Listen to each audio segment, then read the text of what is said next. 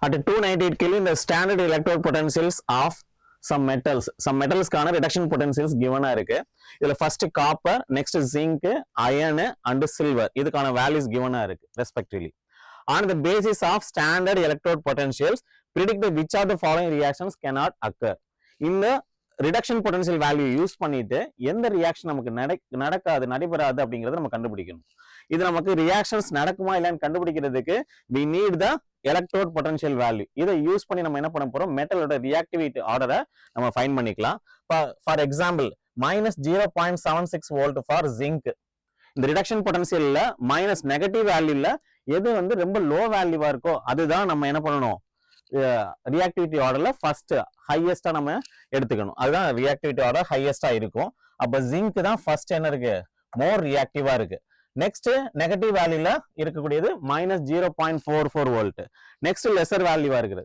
அப்ப அயன் தான் நெக்ஸ்ட் ஆர்டர்ல ரியாக்டிவா இருக்கும். நெக்ஸ்ட் 0.34 இதுக்கு அடுத்த நெக்ஸ்ட் வேல்யூ லோவஸ்ட் வேல்யூ காப்பருக்கு இருக்கு. அப்ப காப்பர் தான் ரியாக்டிவா இருக்கும் நெக்ஸ்ட் ஆர்டர்ல. நெக்ஸ்ட் 0.80 வோல்ட் இருக்கு, இது சில்வர். காப்பரை விட இது லெஸ்ஸர் ரியாக்டிவ் ஆர்டர்ல இருக்கும். அப்ப இந்த ஆர்டர் வச்சு நம்ம பார்த்துட்டோம் அப்படின்னா ஜிங்க் அண்ட் எஃப்இ கம்பேர் பண்ணும்போது ஜிங்கால எஃப்இ ரெடியூஸ் பண்ண முடியும், but FE cannot reduce the zinc. அப்ப இந்த ஆர்டர்ல ஆன் மூவிங் ரைட் சைடு இந்த ஆர்டர்ல பாத்தீங்க அப்படின்னா ஜிங்க் ஃபெரஸை ரெடியூஸ் பண்ண முடியும், ஃபெரஸ் காப்பரை ரெடியூஸ் பண்ண முடியும், காப்பர் சில்வர் ரெடியூஸ் பண்ண முடியும். On the left hand side இப்போ நம்ம லெஃப்ட் ஹேண்ட் சைடை கன்சிடர் பண்ணீங்கன்னா ரெடியூஸ் ஆகாது. சில்வர் காப்பர் ரெடியூஸ் பண்ண முடியாது, காப்பர் அயனை ரெடியூஸ் பண்ண முடியாது, அயன் ஜிங்க் ரெடியூஸ் பண்ண முடியாது. அப்ப ஃபர்ஸ்ட் ஆப்ஷன் பாத்தீங்கன்னா ஃபெரஸ் காப்பரை ரெடியூஸ் பண்ணி ஃபெரஸ் சல்பேட்டா கன்வெர்ட் ஆகுது. அப்ப நம்ம இந்த ஆர்டர்ல ரெடியூஸ் ஆகும்னு சொன்னோம். அப்ப ஃபெரஸ் வந்து காப்பரை ரெடியூஸ் பண்ண முடியும். அப்ப ஃபர்ஸ்ட் ஆப்ஷன் வந்து நடக்கும், reactions occurs. Second one, ferrous sulphate plus zinc gives ZnSO4. Zinc ஃபெரஸை ரெடியூஸ் பண்ண முடியும்.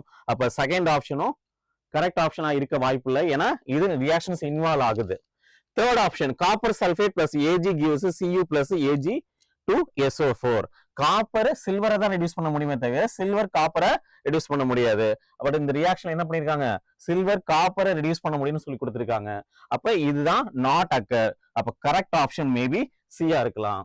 டி கன்சிடர் பண்ணீங்கன்னா copper sulphate plus zinc gives ZnSO4. Zinc காப்பரை ரெடியூஸ் பண்ண முடியும், ஜிங்க் காப்பரை ரெடியூஸ் பண்ண முடியும். அப்ப இந்த ரியாக்ஷனும் நடக்கும். அப்ப இது கரெக்ட் ஆப்ஷன் கிடையாது. அப்ப கரெக்ட் ஆப்ஷன் சி.